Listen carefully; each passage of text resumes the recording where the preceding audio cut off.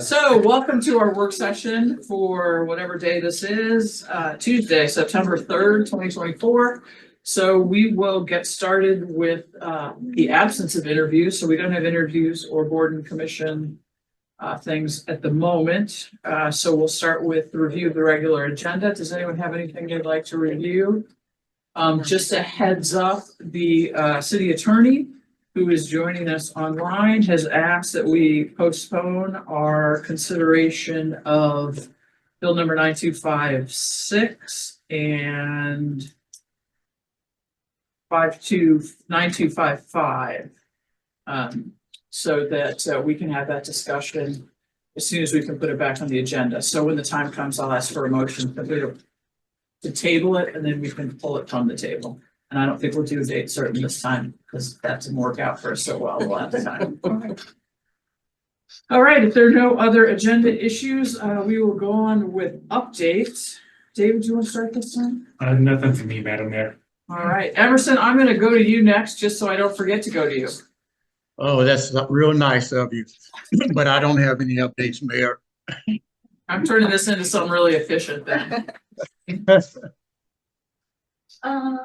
Yes, I was just gonna say right now at the library is the EcoEd series for tonight, and Sean and Dr. Sharon Locker's sharing results from the greenhouse gas inventory, which we will get to hear, I think, October 15th. So that's really cool. They've been working on that for over a year. So I'm looking forward to learning more. It was also nice that Webster Purple Times released the I only saw the online edition, had a little blurb about it. I think I saw that too. Yeah. I don't remember where, but I do think I saw that maybe on the community page or something. And anyway, that's it.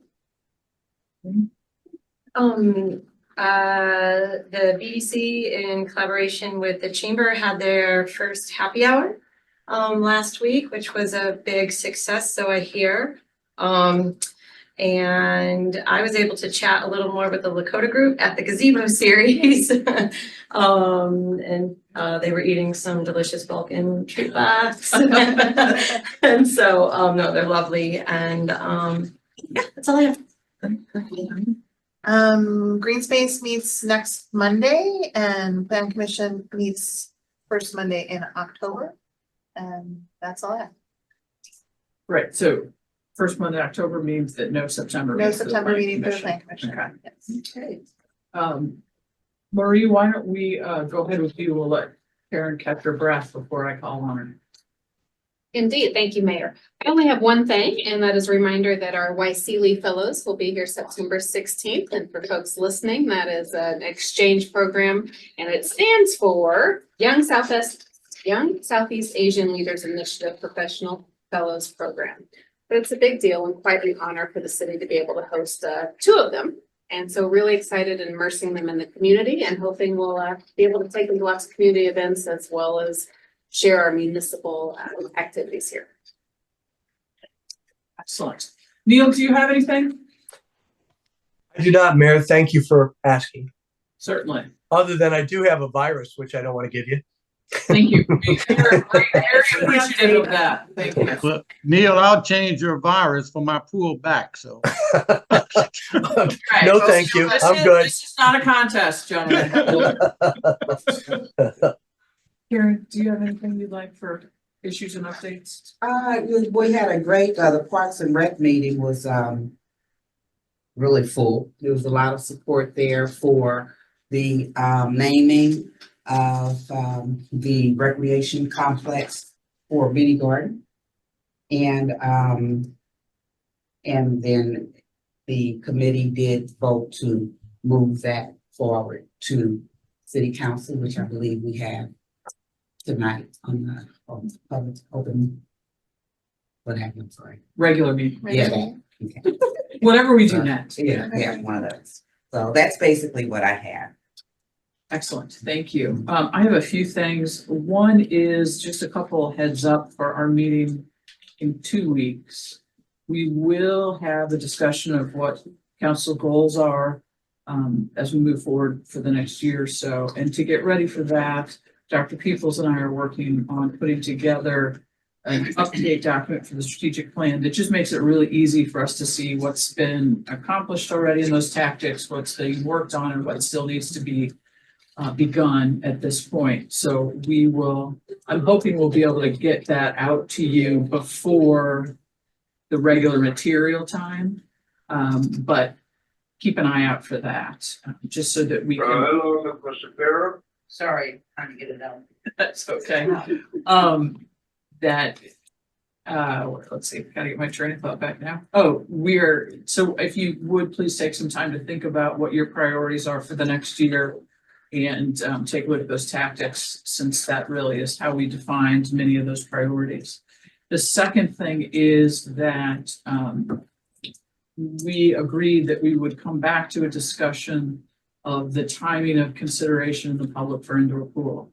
Is it going to be sooner? Is it going to be a few years down the line? And so we will also have that discussion at our next meeting. And I know that Scott and Karen and maybe Marie, I think maybe you might be out of town, are going to meet with some interested citizens who have some ideas about revenue discussions before we have that. So we do have that information as well to inform that discussion. So just keep those two on your radar. I did go to the Chamber BDC happy hour, which was really, really successful. I think it was great collaboration there. So thank you to, especially to Eric, who I know worked and helped put that together for, I think it was 60, 70 people who came. And then just to, so you all know, Alan Todd is the new chair of the Webster Grove School Board, or it's not new anymore. It's been a while. He and I have agreed to start meeting quarterly. And then Alan and I and Dr. Peoples and Dr. Simpson will meet, all four of us together twice a year, just to make sure we're all on the same page when we can be. And then finally, just a reminder that the meeting that is advertised, the work session for Thursday evening at 6:30 is the fund balance work session. Remember that we never intended that to include every single member of the council. It's whether you're interested in, it's really in lieu of having a subcommittee. We're just getting anybody who wants to come together to talk about that. So just if you're interested, please be there. And Emerson, we'll zoom you in if your back's not cooperating by Thursday. Well, I haven't heard from my doctor yet, so Okay. we'll see. I guess jumping off that balcony wasn't a good idea. All right, now the whole world knows. All right, well, thank you. Now I'll pause in case anyone's remembered anything. No? All right, we'll just, but I forgot to ask, Madam City Clerk? Nothing there. Okay, just can't leave you out here though. The, All right. sorry, Laura, I forgot. See, there we go. You guys laughed at me, but The Arts Commission did select Tom Englehart as he's a political cartoonist as the Lifetime Achievement of the Arts Award for this coming year. I'm sure they'll be talking about that this evening when they present, but just put your heads up. do we have a celebration date yet? Do we know? No. Not yet. Then we need to be contacted. It's posthumously. Gotcha. Okay. Excellent. Thank you. Yes. And I want to thank Tiara for making me look wonderful. Mm-hmm.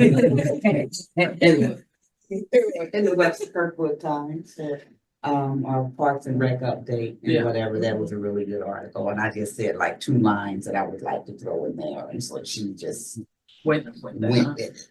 Excellent. Thank you very much. Thank you. All right. So that leads us to our topics, and our topics today comes from the Arts Commission, who is working a revision of the Arts and Cultural Master Plan. Chair Jan Shapiro is here, Vice Chair Janice Seeley is here, and Alex Elmstead from the committee is here, and I know he's worked hard on leading the commission in this revision. So I'm going to turn the floor to you. Great. I'm just gonna kind of introduce myself a little bit because I know that I'm not familiar necessarily with all the council members. So you're a little bit Yeah, I more thought you were like a new familiar. director. I was like, you look different than last week. Well, let me tell you a little bit about myself so we can have an honest conversation. So So I spent 10 years at the Contemporary Art Museum, St. Louis, running the art and education department there. And then the past 5 years at the Clayton Community Foundation at the City of Clayton, which is a public-private partnership to the city. And 5-year resident of Webster Grove. So still new-ish and still learning kind of the ecosystem and how the community works, what the needs are and things like that. I feel very privileged to be in this community and in this room tonight. So thank you. And I'll just kind of lead us through here. But one of the things that I wanted to kind of mention as well is, you know, some of the art commission goals I would say for tonight would really be to communicate the impact of art and culture. Communities invest in their public and private dollars that it really yields returns and dividends. And then I'm going to be referring to some data in a study kind of throughout the deck here, which is the Arts and Economic Prosperity Study 6, which is an economic and social impact study by the Americans for the Arts with St. Louis Metro data coming from the Regional Arts Commission. Also, my real goal and the Arts Commission's goal is to weave kind of the plan the framework that you have in front of you into the larger fabric of the city's comprehensive master plan. You know, it's not to reinvent the wheel by any means, but just to make that wheel a little bit more faster, a little bit more efficient, and then also kind of promote the priorities of the city, the community, and the council. So I won't read, you know, slide for slide here, but this I think is a really great quote where mayors understand the connection between arts and industry and city revenues. Arts activity creates thousands of direct and indirect jobs and generates billions in government and business revenues. The arts also make our city destinations for tourists, help attract and retain businesses, and play an important role in the economic revitalization of cities and the vibrancy of our neighborhoods. Some of this stuff I feel like we might already know, but I might kind of reiterate it a little bit. And I want to kind of lead also with some of the goals that I want to be able to kind of talk through with council tonight. Is again, strategic integration of an arts and cultural master plan into the comprehensive plan. Again, the framework that is in front of you is only a framework, a living document for discussion. And establish the framework for a path of implementation. So once we have something to actually figure out a way to implement that particular plan. And then identification and approval of dedicated revenue stream and increased resources to achieve the long-term objectives defined in the arts and culture plan. So we know that without anybody can talk about values, but if there's no dollars behind it, if there's no resources or staff or even governmental support in any way, whether public or private, it's never going to happen. So that's kind of I would say in order, my goals holistically. And I kind of just reiterated this a little bit is, you know, why arts and culture is if you invest in those areas, it allows you to have greater community pride, identity, it boosts tourism, creates authentic experiences, draws community in. The list just goes on and on and on. It creates a place in which people want to live and a place in which people actually have the opportunity to work. Economic development. I love kind of communicating through data. So you'll see these little data points and nuggets all over. Overall, in greater St. Louis area, attendees spend $35.74 per person per event. Beyond the cost of admission, these dollars represent vital income for local merchants and add value in which new industries can compete. Again, by kind of doing by the numbers, I love this type of stuff. This is really pulling from this study and this data again, that just in the greater St. Louis area alone, $868.7 million in economic activity during 2022. So this is even old data. Additionally, you'll see too that economic activity supported 11,986 jobs. Additionally, provided $611.3 million in personal income to residents and generated $155.2 million in tax revenue to local, state, and federal governments.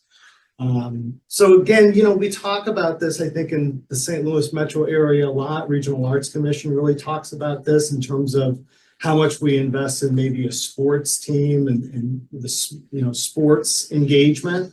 That arts and culture surpasses not only those attendance figures, but also surpasses those financial kind of figures in terms of the economy. Just some more data points here, which I can always go back to. So some of the framework that this plan, I believe the attachment, Eric, was that Artways plan, which some of you probably flipped through. That is an old framework from 2000. You'll see it's dated in 2010, but I think the higher themes are really there, and those objectives have to do specifically with what I call gateways, nodes, and paths. That's not coming from me. That's coming from another arts commissioner that was before me. The gateways are sites that welcome and introduce residents and visitors alike to Webster from all directions. They can be buildings, medians, key located major intersections or entry points into the city. So here's one example right here off of Bruckner Boulevard. Nodes, significant sites of key areas identified in the community, open spaces for creative expression, historic properties, city parks, urban areas, where people gather or pass by, areas selected due to their prominence or significance in the community that would greatly benefit from the addition of public art. In paths, this is pretty self-explanatory in terms of path, boulevards, medians, historic walkways, urban sidewalks. So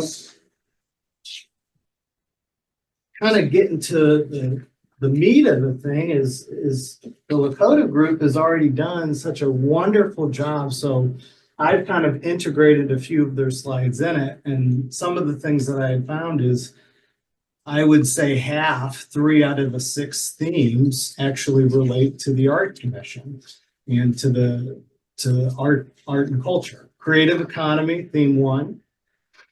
Theme 5, culture and community, and I would also say theme 6, parks and open space, because a lot of times you'll find public art art and culture engagement happening in parks and open spaces.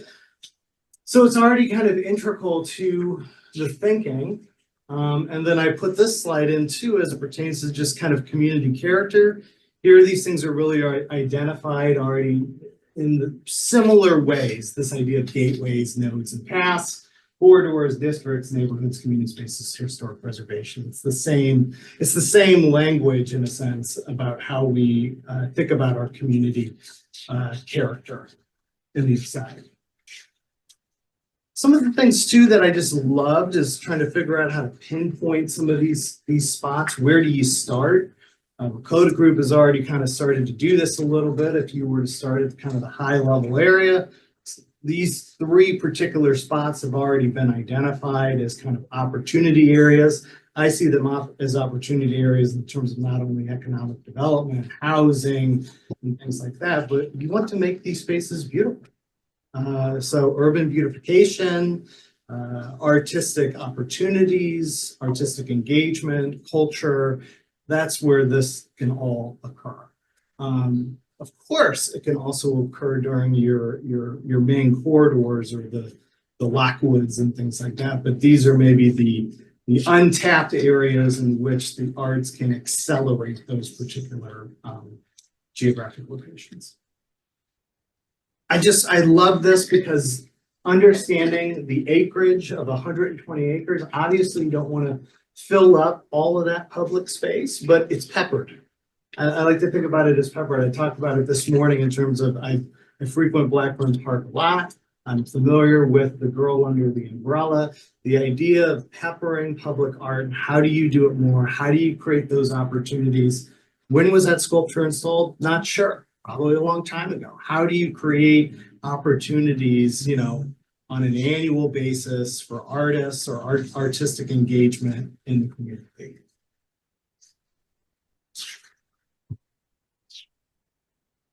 community systems is right there in the plan at the top, is foster the city for the arts, support local artists, arts organization, and cultural initiatives. I'm thinking about it in terms of how do you as a city actually invest in those items, right? You don't have to underwrite the arts organizations, but artists think about problems differently. You have a sewer problem, you need to do X, Y, and Z, and artists will think about that problem differently, more efficiently, more creatively, probably end up saving you money, and it'll look more beautiful. Housing and market assessment, again, foster for the arts, embrace arts as a pillar of the Webster Group's identity by adopting a strategy for building a creative economy. And then I'm at the end of my deck, and I really want to have more, most of the time to be for discussion, and I can go back around and things like that. But just kind of a recap of my goals. Again, I can go back to this slide, but really the main slide here is the progress forward and goals and decisions for council. So I'll pause. I'll stop there. So Alex, I kind of know the answer since I used to be liaison to the group, but I'm not sure. What are you seeking from council at this moment in time as the Arts Commission? Yeah. So great question. I'm going to go back to this slide. I would say the first thing is to integrate a version of an arts and culture plan into the comprehensive plan. And what I would seek is that the contractor that's working on the comprehensive plan helps to stitch all these things together.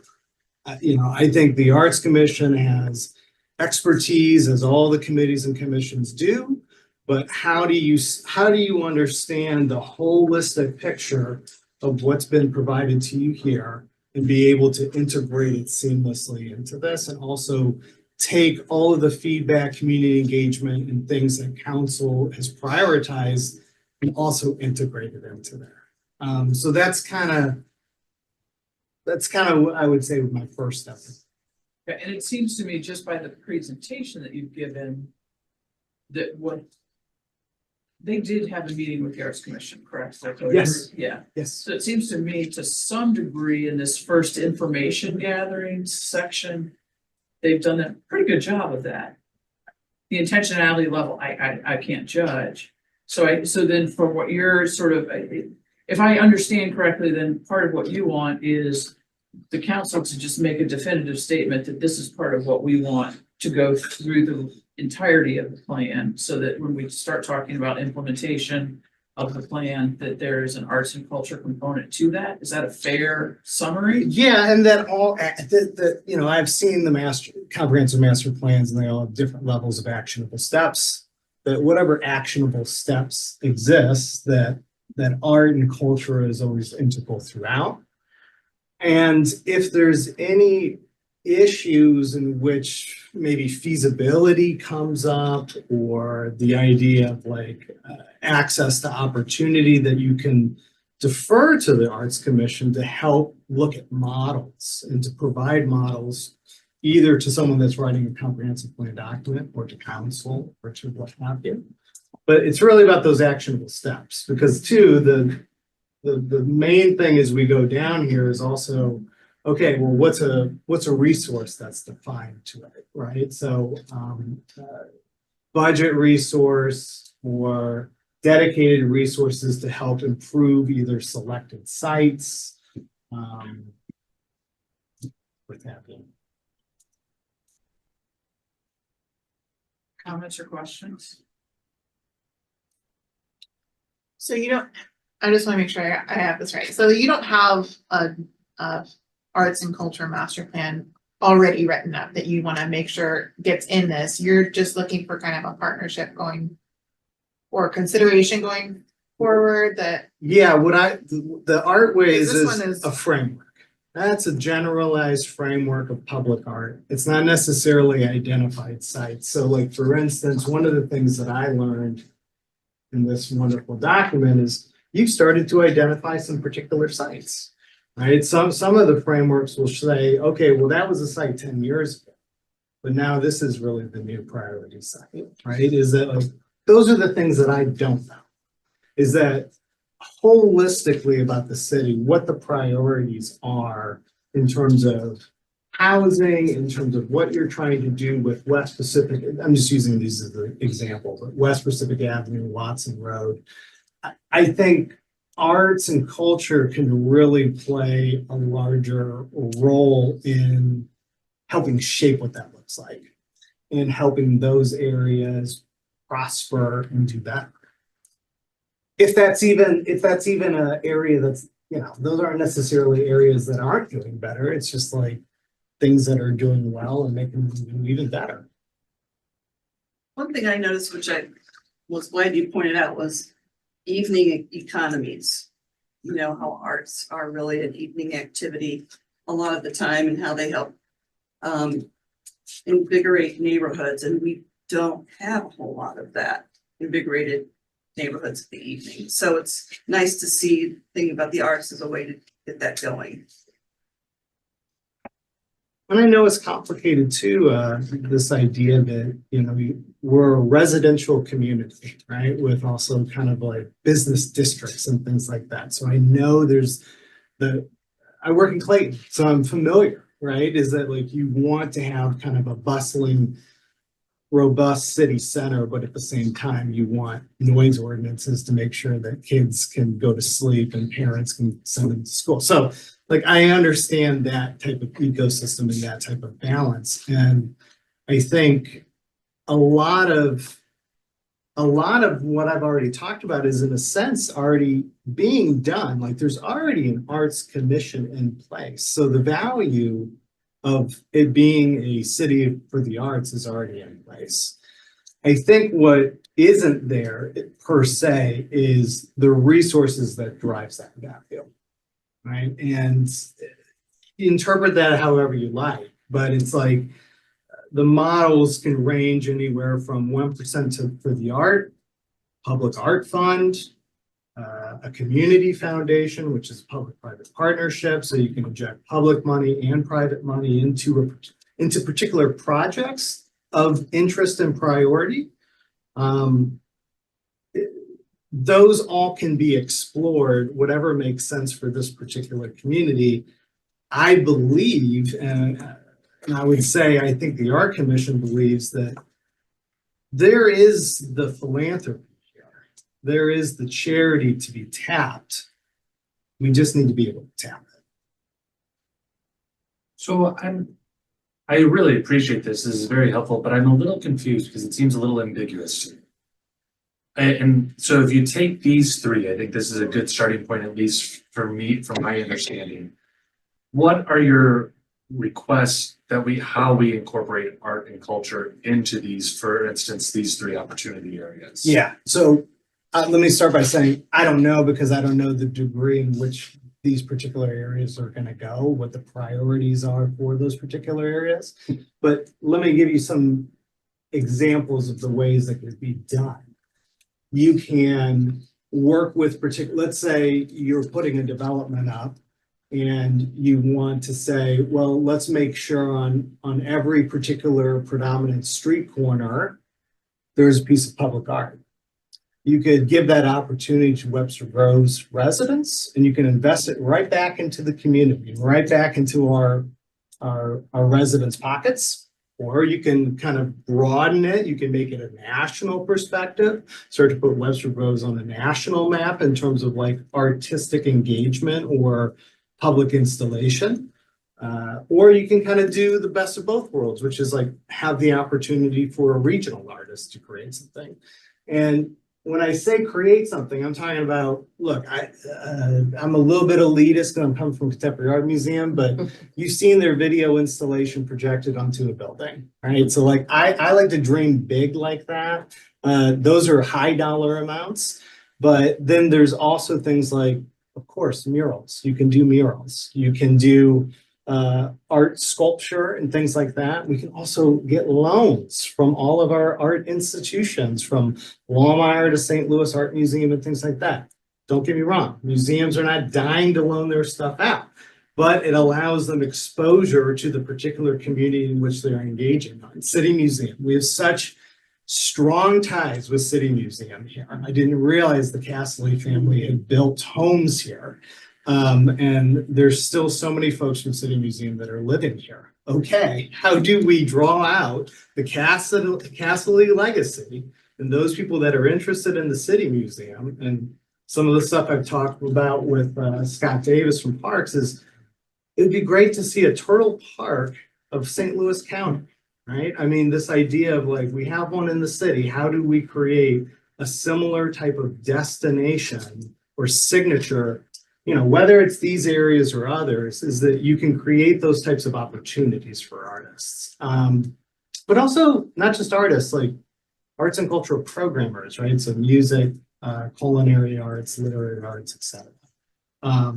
Just with, you know, it all adds up, I understand, but minimal amounts of resources dedicated to artistic engagement, right? So like dollars to say, paint this mural, dollars to say, create a video installation for a year or something like that, which will draw, I believe,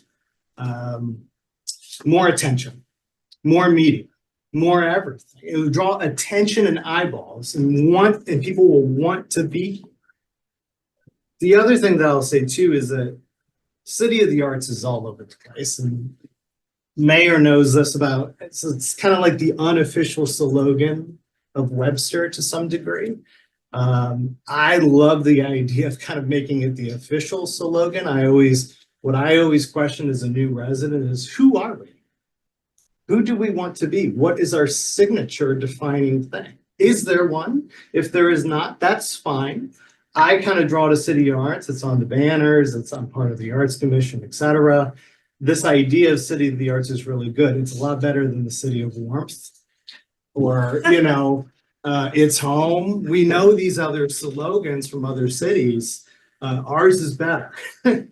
And I kind of like to ask those questions.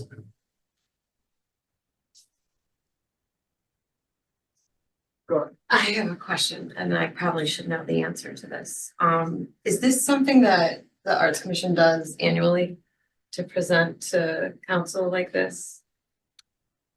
So in theory, every commission should present to us annually. Okay, In practice, it hasn't worked out to be annually, and that's sort of what our reports now are going to become that we get during the budget cycle. So the request was made by the Arts Commission to have this presentation, especially in the context of the comprehensive plan process. okay. Because, well, I should be letting you answer this, but I'll finish out so you can fill in. Because there was some discussion already in the Arts Commission about revisiting the arts and culture master plan. It made sense that those two things should be connected. And that arts and culture master plan was what I read It was in our in our packet. packet. Okay. Okay. Because I think like, yes, Webster has tons of arts existing currently and also potential, but I think it's cool the creative corridor, you know, being identified. And I'm also curious, like I think we're like long on sculpture here in Webster, and I'm always curious more of like performance and we love our art fair, that sort of thing.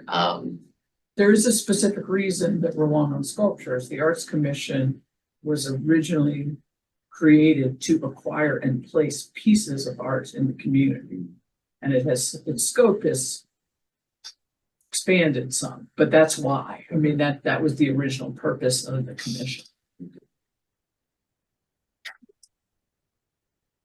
And I like I like the original purpose myself. I like the idea of it being an almost infrastructure, right? It's creative infrastructure. It is the reasons why you want to live here, why you want to drive down the roads, and why you want to experience the community. It's eye candy, and it's just as important as trees to me, you know, because it is the beautification of the community. And And we have some great stuff. And I think we have the opportunity, because we have such a head start, is for it to be great.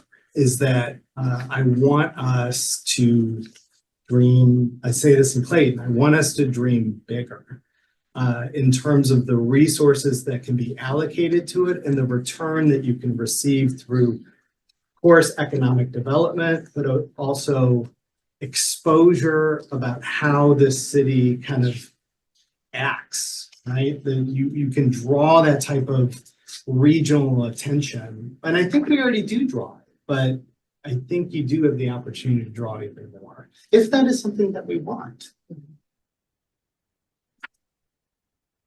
So one question that I know the Arts Commission has grappled with, but I think in terms of sort of the public consideration of this and moving forward is we have a very strong 501c3 Webster Grows Arts or Webster Arts, sorry.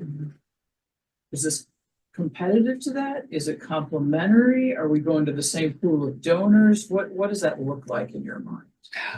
Yeah, it's a great question. I would have to look at who those donors are to be able to really answer that. But what I would say, being a resident and understanding and being here for long enough, is that people are philanthropic.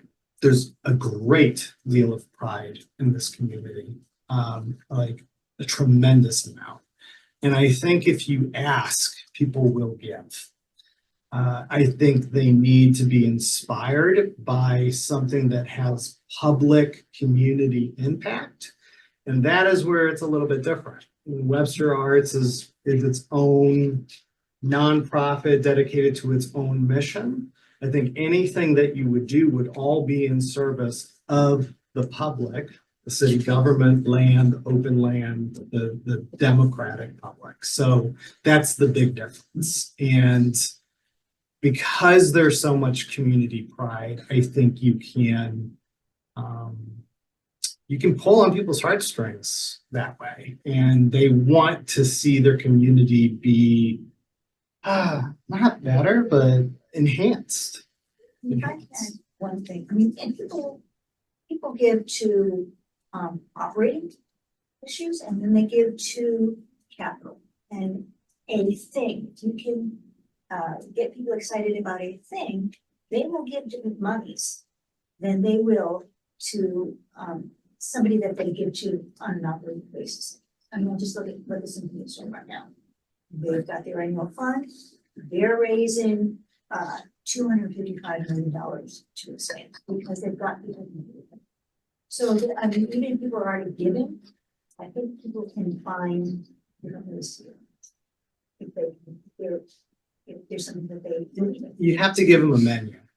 You have to give them a menu to look at, right? And right now, I don't think we have a menu. We know what we have around, but we're not saying, you know what, we need money for this, or we want money for this, and help us. If you're not communicating, I do this in Clayton, this is historic Hanley House. People think because it's a city-owned asset that it's fine. It's government right. I mean, it's $2.5 million.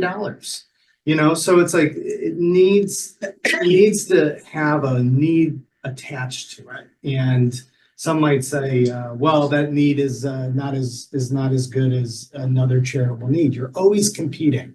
You're always going to compete, but because people have pride in this community, I think people would give on a private level. So are you saying that we should incorporate into some kind of master plan the idea of raising money philanthropically as a city? So should we give it to the Arts Commission, or like where is that? Yeah, I would put it all on the table. I like the idea that there's no reason not to create, I mean, there's a lot of reasons, but a nonprofit or organization that is your public-private partnership. You know, people are already donating for benches in the parks, right? Okay, well, why aren't they giving to that nonprofit to make sure that they get a tax? And I know the government's taxes out, but why aren't you creating a system that makes it easier to have a menu item and allow people to give back to their community.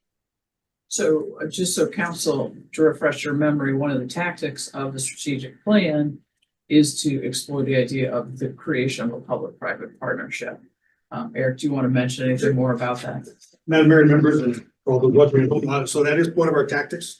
And it's really to seed that conversation, and Alex is a partner in that, but there are people in Webster Groves that are really capable and integral in working in that kind of partnership with the city and to the city's benefit in many regards. We think of the events that we have a non-government partner, right, who is running those events and how that strengthens our bond. And we're not event planners in certain areas. We don't run certain infrastructure in some ways. So how could that type of an entity be seeded, with us, our help and other people's helps, be seeded and grow into a type of community foundation possibility, other possibilities. So there's many different models, but starting those conversations to see if there's interest, because, sooner or later, I always say when someone doesn't want to do something anymore, who ends up taking it on? It's the city. We end up sort of absorbing into that space. And so is there an entity that is not the city, but is our partner in that kind of work? I mean, wouldn't the invisible hand doctrine say that there would already be a private enterprise that would have completed the task? If it was profitable. Well, and that's what I mean though, but if it's so profitable, then why isn't there?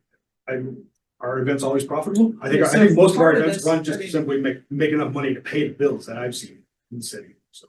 I mean, I like the term, I like the idea of forming a community foundation, not only just for the arts, but I think that's a good vehicle for housing and helping create accessible housing to more people.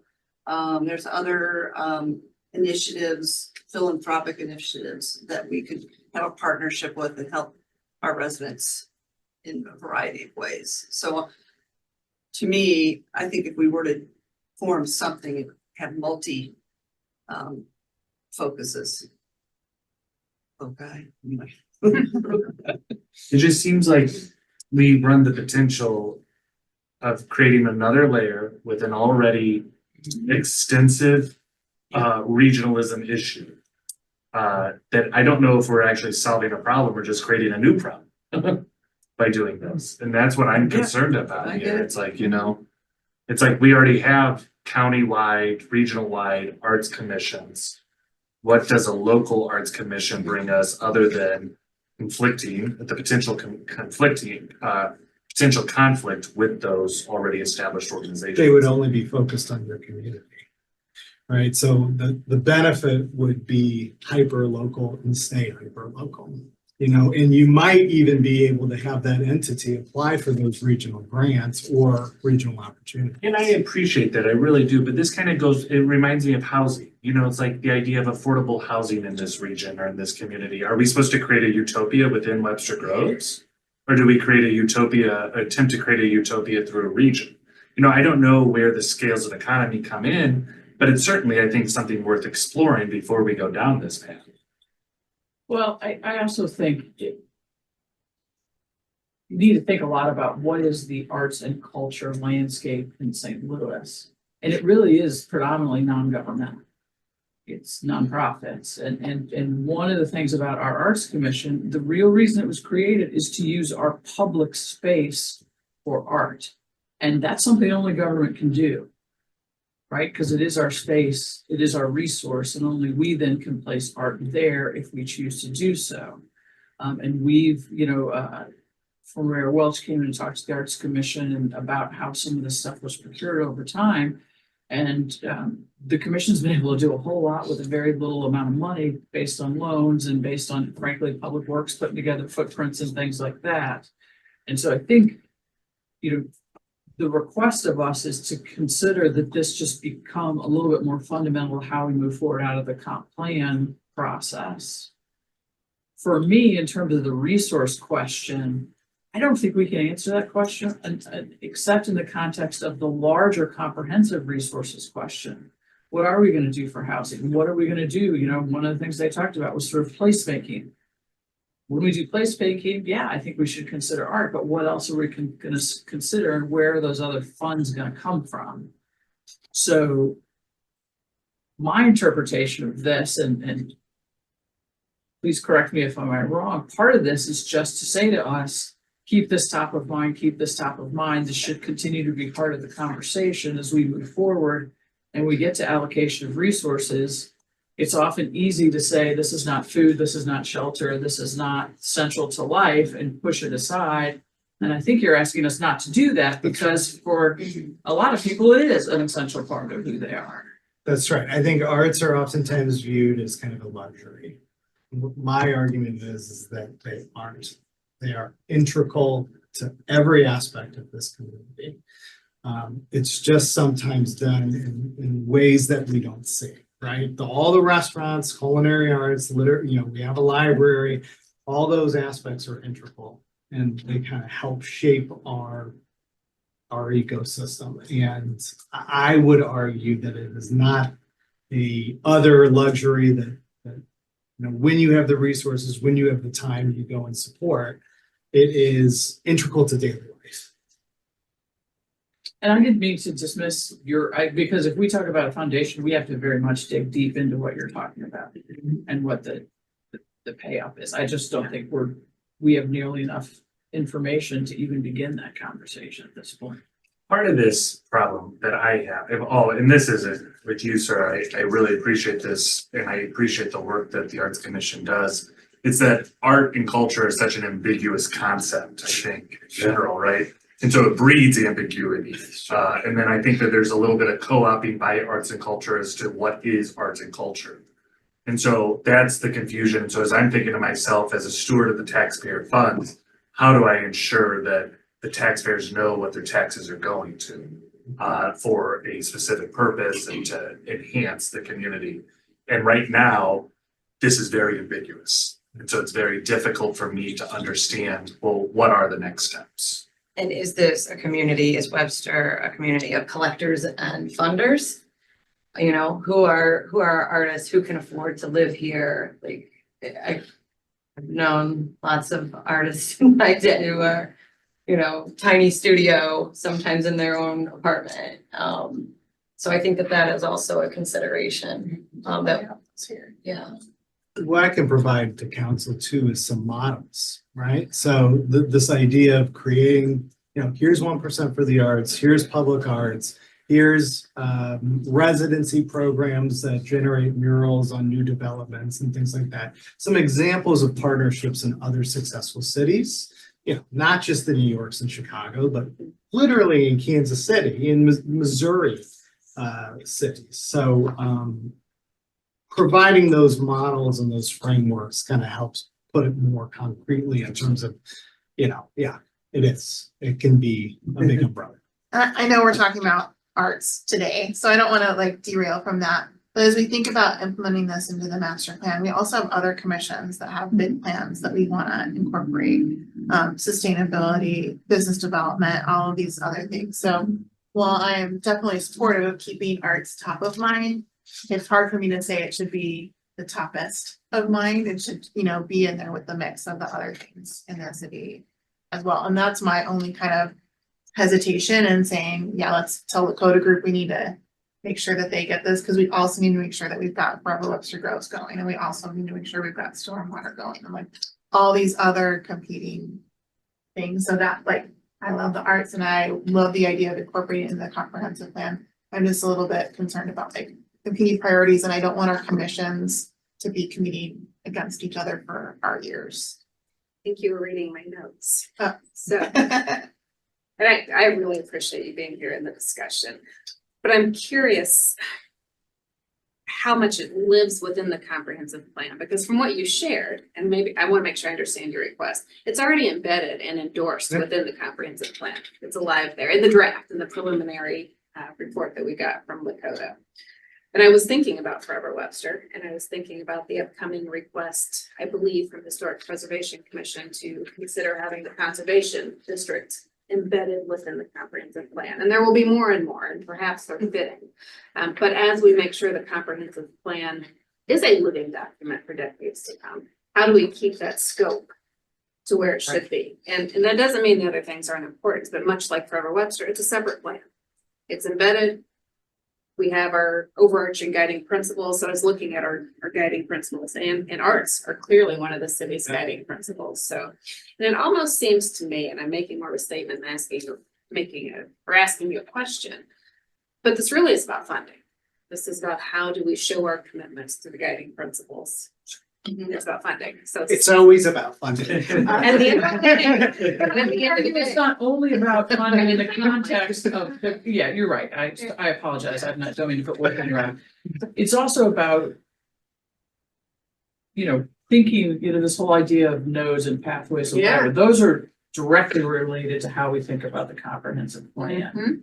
And so that's one thing that I think, to be honest, this council, we have a lot of advocates for sustainability and green space, and fewer for putting arts top of mind in some of this, or not even top of mind, just in the basket, right? I think that's what you're asking. It just should be in the collection. I'm definitely supportive. Yeah, arts no, I in the know, I basket. didn't mean that. Well, another example, so to maybe answer your question or statement. I don't know if I had a full question. I apologize, I interrupted. If you take parks and you take sustainability, you take these other types of concepts and commissions, right? Is that I love the creative economy term, because there's ways to integrate artistic engagement into those ideas. So if you want to create a nature reserve, well, there's artists and landscape architects that work together to creatively do that solution, rather than hiring, I know we have all cities have their lists of vendors,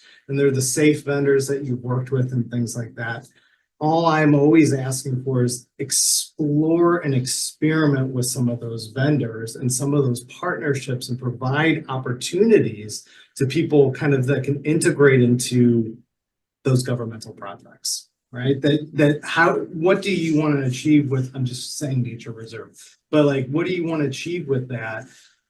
If you visit the Pulitzer Arts Foundation, they have the installation right across the street from it called Parklight. That was created by an art installation group that deals with nature, and integrates it into the landscape. So there's ways to give those opportunities or provide those opportunities to artists or artistic groups that can really create some interesting results and achieve and thread the needles of a lot of these goals. I think there's a lot of overlap, and connectivity is probably a better way to say it rather than overlap in these, even with third places and creating that.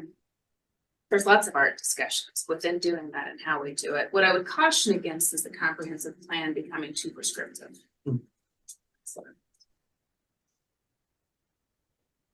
Thank you very much. Thank you. I appreciate it. Very thoughtful. I believe that's it for our work session, and Lord help us, we're on time. We'll take a little break and head into the chambers for our regular meeting. Thank you both. Thanks, again. Thank you.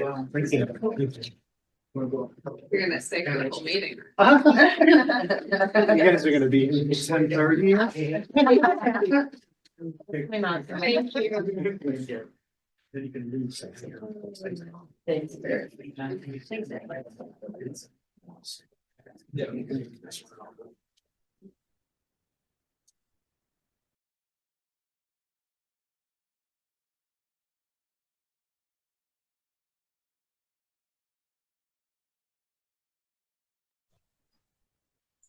How did you hurt your back? We was getting ready to go to something to see, and we were in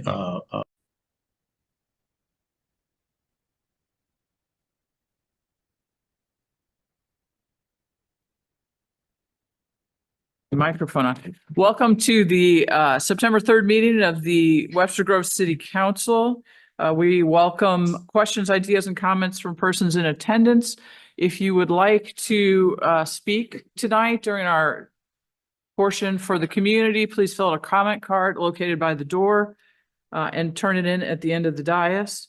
You'll have 3 minutes to talk so that we may have a reasonable timing for our agenda.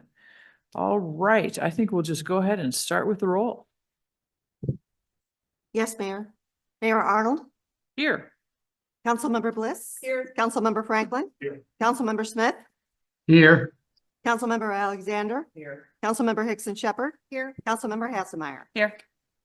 All right, we're going to start with our public hearings today. We have two public hearings, which we will combine into one. And the first is for number one, levying and establishing the rate of annual property taxes to be collected for the year 2024 by the city of Webster Groves, Missouri, and that's Bill number 9266. Public hearing will also include levying and establishing the rate of annual property taxes to be collected for the year 2024 for the Webster Groves Library District, and that is Bill number 9267. And we will have Mr. Peterson. Madam Mayor and members, thank you. The clerks are pulling up our property tax rate hearing notice and also our PowerPoint for today. It's everyone's favorite time of year. It's time for PowerPoints on property taxes. So three of us in finance are highly thrilled at this time of year. Property taxes are assessed differently in Missouri every year. So we are in the even year. So we have real properties, determined on January 1 of the odd year. So we don't have real residential property reassessments this year. So those rates will stay about the same. Personal property determined at January 1 of every year. The vehicle markets for your personal property are determined by that October issue of the blue book or the red book of the NADA for your values. Again, those have started to come down. So we're going to talk about that when we see the rates in reflection of that. And then I want to be very cautious about our language, as I always talk about appraised value and assessed value. In Missouri, we use our appraised value to determine the value of your home. That's what the assessor is. The assessor is doing your appraised value and then applying a percentage of that to arrive at your assessed value, which is your taxable part of the home or the commercial business that you own or a property. The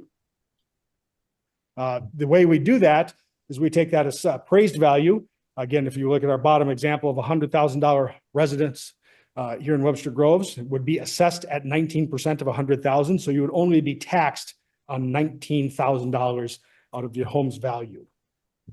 And then we take, if you look there again, your commercial rate's 32%. So obviously a higher rate there. And then most of our personal property taxes in Webster Groves are on cars and boats at 33 1/3. You do have some historic autos in that collection as well. I'll move folks around here, but again, to calculate taxes for anyone who is out there watching at home, you take your assessed value, you divide it by 100 and take it times the real property tax levy, and that's going to give you your bill there. So 19,000 divided by 100 times $7 per 100. If that's the tax rate overall, it's going to give you a property tax bill of $1,330. That's the math behind how you calculate your property taxes. That $7 rate I used is the combined rate of all the taxing jurisdictions, applicable in this area. So, that's MSD, that's the county, that's the state, and all those entities. Our individual tax rate is nowhere near that high. Our tax rates, starting again with assessed valuation. It's very important to note, this is a rare year for us. We have lost value in Webster Groves. I'm going to look here, this first year we've ever had a decrease in all market categories, residential, commercial, and personal property across the board in the city. So that top three lines are the city of Webster Groves tax base. This is what our property tax for both the general property tax, pension system, the debt relief, the debt service system, and street improvement is built on, went down slightly. Residential, very small changes as people have protested their taxes since last year, or maybe had a home that got torn down, very small changes. Commercial, you did see a much bigger change. And you can really see that when you look at some of the business district changes in commercial values. And then personal property falling by 4%. You really saw the market value of vehicles coming back down sort of post-COVID inflation. So expected that to happen.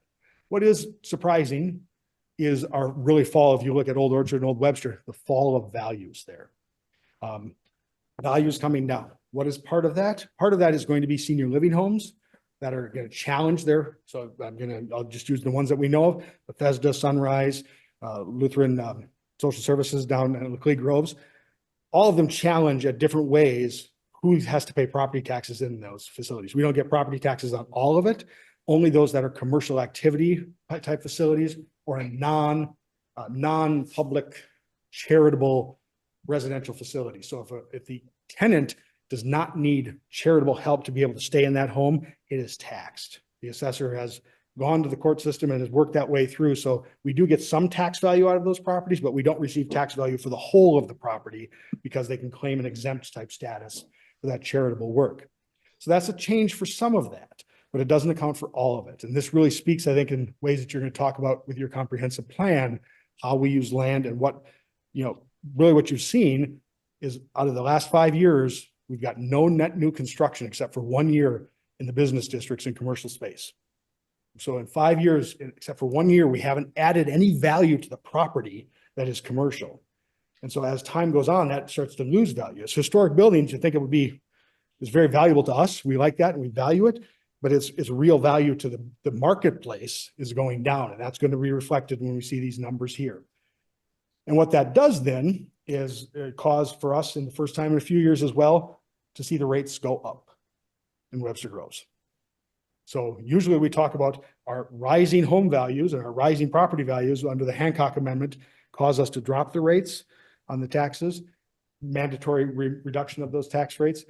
You're going to see a good chunk of these have gone up just slightly this year, and the Hancock Amendment did not kick in on us on the personal property tax. Those rates stayed the same per the state auditor as of this moment. So we obviously have Board of Equalization yet to come up, but those rates are the same. I'll grab our video and get it out of the way so you can see the rates. But slight increases across the board in the 24 columns in residential, certainly in commercial, and then personal property holding the same. I do want to highlight our debt service rate is exactly as we promised to the voters in the Proposition W campaign in this past April. Our mandatory maximum rate, not mandatory, our maximum rate is 0.277. So we are leaving 7 cents of taxation on the table per our promise to the voters, by under this rate that we've agreed to no new tax increase under.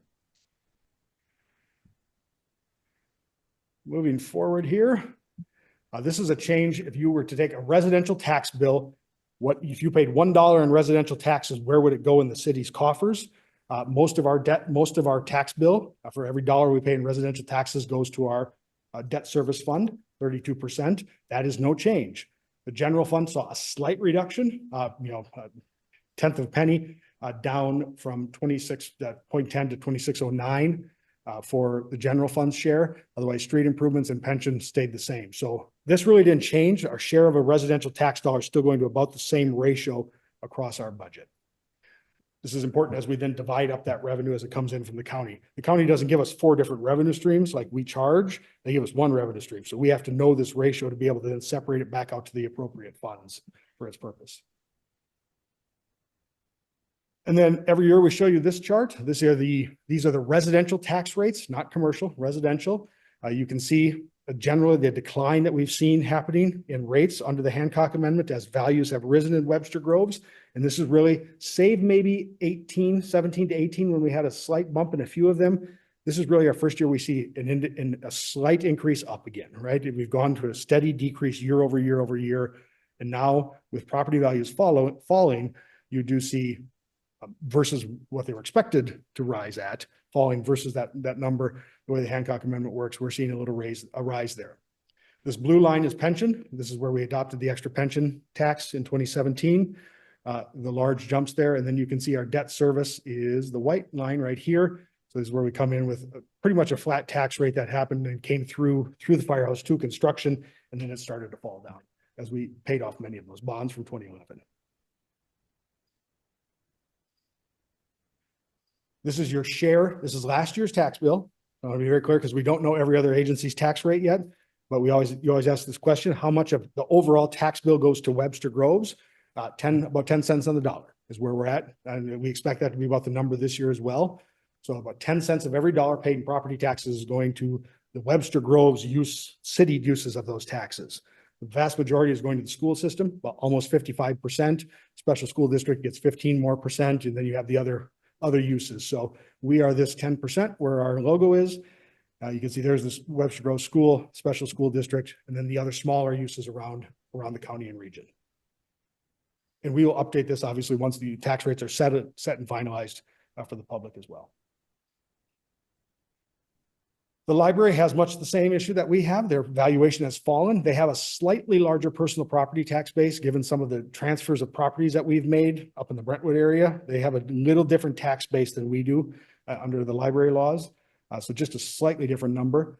But essentially their rates have fallen just as ours have over year, and they are seeing a residential rate now increase again this year under the way the rates have come out. So the residential rate goes up slightly, the commercial rate, again, slightly, personal property tax rate, there went up just a smidge from the state auditor's office. Before I go back to that, I just want to highlight, as we say, rates are going up. I don't want folks out there to think, oh my Lord, my taxes are going to go through the roof, right? Fundamentally and theoretically, the rates are going up, but your value has probably gone down a little bit. You're likely going to see a slightly lower assessed valuation, that the amount to tax you on. So theoretically, it should balance out. The city's not making any windfall from these rate increases at all. It's a balancing out of the value goes down and the rate comes up. And we continue to take in about $1 million across all of each of those lines along the way.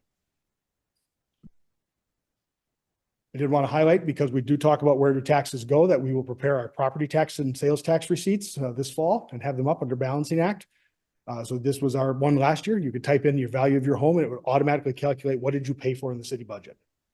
So, and how much did you put into each place? So I can't remember what this home was, but I think it was about a $300,000 home. You know, they put $1.49 into your operations as the council. They put $7.45 into Katie's office and the city clerk's office, and 6 cents towards the boards and commissions. So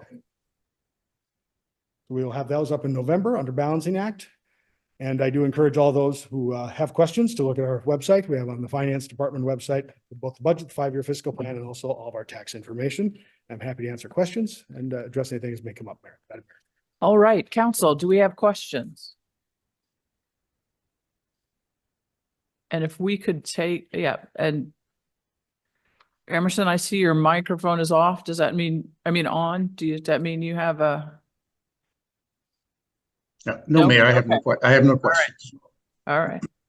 I do not have any comment cards for this public hearing. Could we just switch to attendees? If there's someone who's attending who would like to make a comment during the public hearing, please use the raise your hand function. All right, I don't see any hands raised. So I'm going to ask the city attorney to please enter into the record the items for this public hearing, please. I would move for the introduction into the record of all the items relied upon in the public hearing, including the PowerPoint relied upon by Mr. Peterson. All right, thank you. That then closes the public hearing for both Bill 9266 and Bill 9267.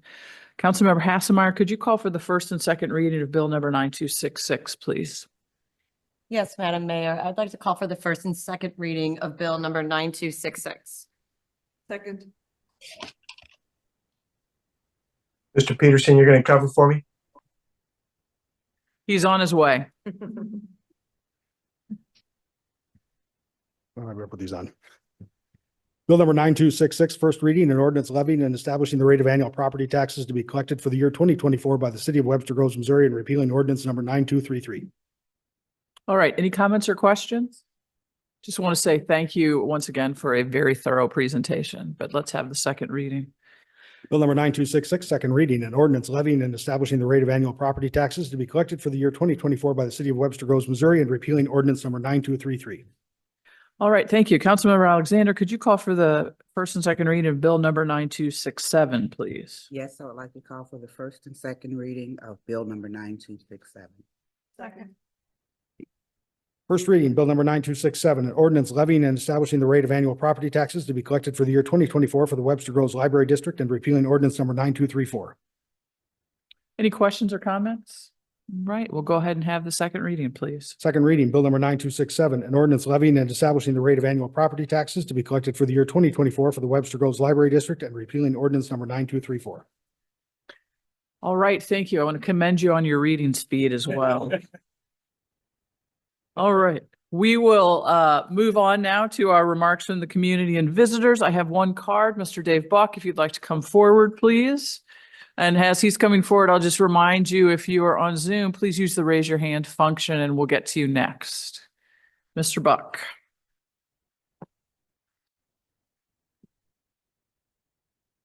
Dave Buck, number 6, Colonial Village Court, Apartment C.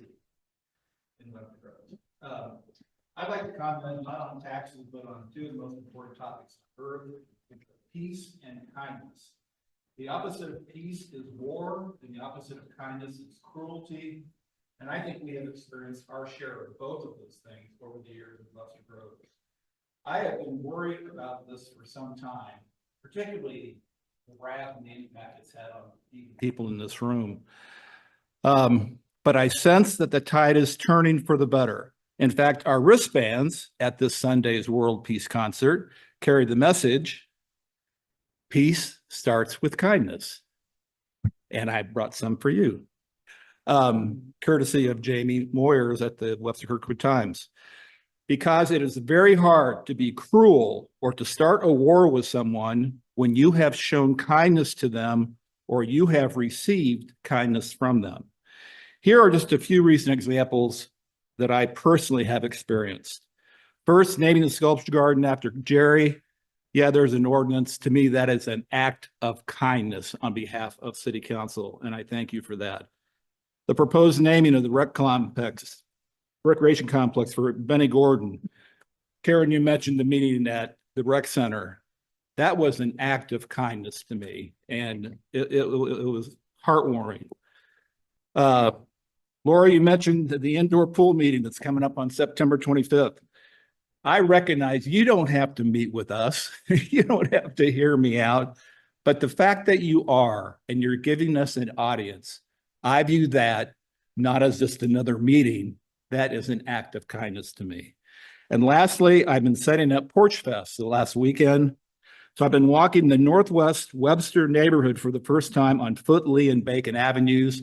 These people have never met me, and I've never met them. I'm wearing a Kansas University hat.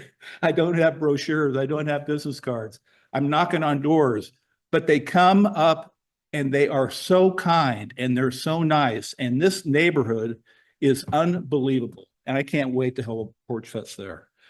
Such examples reaffirm my faith in the goodness of our community. In fact, my input to the Lakota group is that our city's single most important comprehensive development need is inspiring the positive moral content, character, and conduct of our community. Because to me, if all we did is become a kinder, more peaceful community, we'll be just fine for the next 20 years. Thank you. Thank you, Dave. All right, we are now to new business. Does anyone have any new business for us this evening? Okay, we'll move on to unfinished business. Councilmember Franklin, could you call for the third reading of Bill number 9259, please? Yes, Madam Mayor, I'd like to call for the third and final reading of Bill number 9259 and its subsequent adoption. Second. Bill number 9259, third and final reading, an ordinance providing for the submission to the qualified voters of the city of Webster Groves of amendments to the charter of the city, which should be submitted to the electors at the general municipal election on April 8th, 2025, and proposing amendments to Article 2. All right, just a reminder, we discussed this summer, and in order to comply with the county election board schedule, put off third reading until now. We did leave one issue unresolved, which may require an amendment if a council member so chooses, and that is the effective date of, assuming that the voters of Webster Groves adopt this amendment. Right now, there is no provision for whether there is a delay in beginning changes in compensation, and that was what was left unresolved. So I'm going to leave it open if anyone has any proposals they'd like to make an addition to this to set some terms for when this would become effective. I would propose for it to become effective the following July 1st with the fiscal year. All right. Is that a amendment that you're offering? I would offer that as an amendment. Second.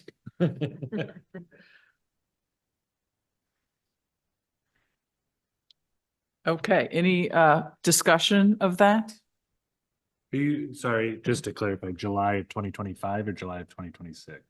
Like The election's in April, right? So July 1 of 2025. Oh. And would that be, have we defined, we all agreed upon? For everybody. Okay. I agree It with just you. seems cleaner. Yes. All right, so we have an amendment with a date of July 1st to coincide with the fiscal year in a second, and I see a lot of head nodding. Emerson, I just want to make sure, is there anything you want to say? No, Mayor, I'm in favor. Okay, all right, then I believe that we can have a vote on the amendment. Correct. Ready? Yes. Councilmember Bliss, Yes. Councilmember Franklin. Yes. Councilmember Smith, Yes. Councilmember Alexander, Yes. Councilmember Hickson Shepherd, Yes. Councilmember Hasselmeyer, Yes. Mayor Arnold. Yes. All right, so we have now a bill number 9259 as amended. It's had its third reading. Is there any further discussion on the bill itself? Right, since it's been a little while, I just want to take the opportunity to say thank you to Charter Review Advisory Board. We're going to deal with another one of their issues in a minute. But again, this was really good work on their part, so thank you to them. Unless there's further discussion, I think we'll have that vote as well. Councilmember Franklin, Yes. Councilmember Smith, Yes. Councilmember Alexander, Yes. Councilmember Hickson Shepherd, Yes. Councilmember Hasselmeyer, Yes. Mayor Arnold, Yes. Councilmember Bliss. Yes. All right, thank you. We'll move on to new business, and our first item in new business is from our Director of Parks and Recreation, Mr. Scott Davis. Good evening. Evening. About 2 weeks ago, the Parks and Recreation Committee met to basically the only real agenda topic was to discuss naming of the recreation complex and individual facilities inside the complex that had been forwarded to us for consideration. So there was 3 names that were brought forward: the Benny Gordon Recreation Complex as a whole, Webster Waves Aquatic Center or Water Park, and the Leah Burnson Water Park Aquatic Center. The commission had about 20 or so visitors that came, as well as multiple letters that were submitted in regards to the Benny Gordon naming. All of the people that spoke were in favor of naming it the entire complex for Mr. Gordon. The commission did a pretty good job of discussing it. Not pretty good job. They did a great job of discussing it, and were very thoughtful in their consideration. And their recommendation was to send to you all a formal recommendation to rename the rec complex the Benny Gordon Recreation Complex, with an added kicker to install some interpretive signage that fully tells that history of the pool in the 1950s and the work that was done to integrate that pool so that everybody could come and attend. So brought that recommendation forward to you guys. They did consider the other 2 names and chose not to move forward with either one of those as individual naming parts of the facility, but just the entire complex as a whole. All right, any comments, questions? I have what I think is the smallest question, which is the spelling of Benny. Because we see it with a Y and an IE. Are we sure that Y is the right one to put on the marquee? I think so. I went back and looked it up in the book, the North Webster history book. It's in Y, and that one, Katie actually had his business card that he gave to her that spells it that way. But we have seen it both ways. Her and I discussed that last week as well. I know our conference room has the Y, but there was an article from the Historic Society that had IE, so I just wanted, but his business card that he presented to me is pretty definitive, so thank you for satisfying my I think it was curiosity. on the subdivision name was spelled BENNIE, but definitely it was on his business card, because I remembered and I looked it and I pulled it out. Maybe you have his business card. That's good work right there, saving stuff. Yeah, right, no kidding. That's walking history right there. So I just have one question, and I mean, I'm in favor of doing this. In terms of if we would later down the line wanted to do some sort of naming rights. We still could do that for the individual ice arena, the individual swimming pool, tennis courts, right? This doesn't preclude that. It would not. Okay. I think you could still do that. My recommendation, and it was in the memo, is to, at this point, not do that, to just Right. have it be the one complex and call those individuals by their location names. But certainly if someone came forward with, $100,000 and wanted to be the Lifetime Fit or the Life Fitness or the True Fitness Center or whatever, one of those fitness manufacturers, You'll take the money? never walk away from the green. All right.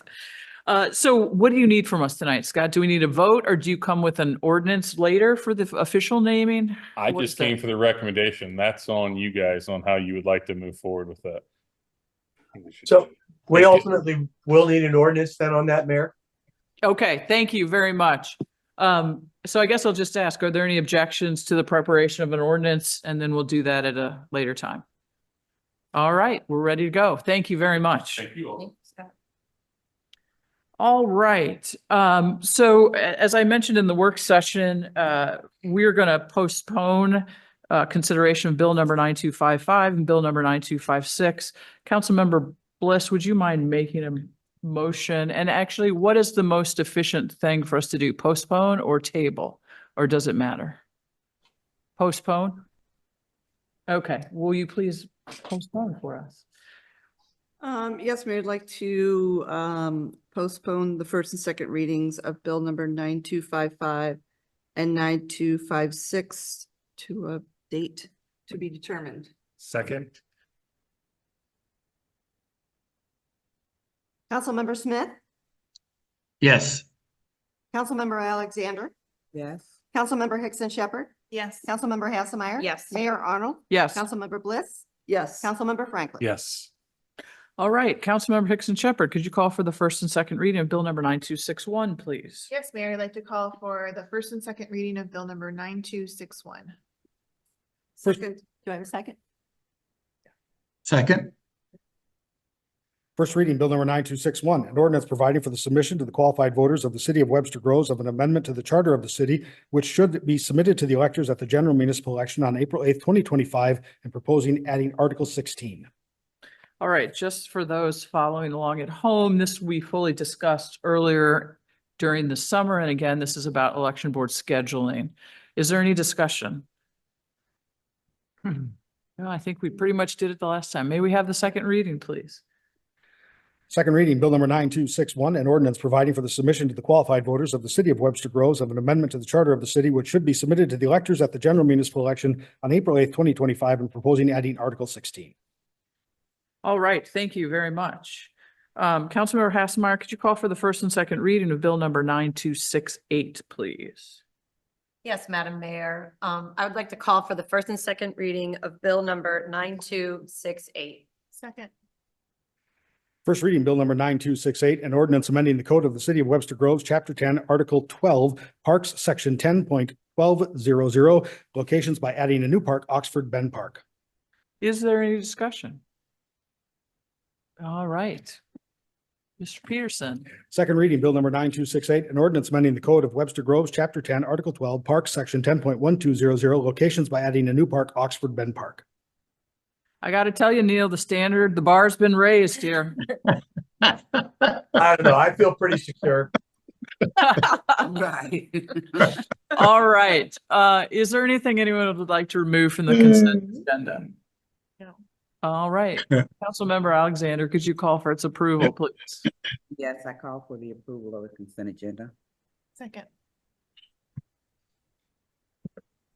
Councilmember Alexander, Yes. Councilmember Hickson Shepherd, Yes. Councilmember Hassemeyer. Yes. Mayor Arnold, Yeah. Councilmember Bliss, Yes. Councilmember Franklin, Yes. Councilmember Smith. Yes. All right. We have not made any appointments to boards and commissions this evening, and to my knowledge, there is no executive closed session, and that means that we stand adjourned. Oh, my. We did that in. Turn my microphone off. It's a small mirror.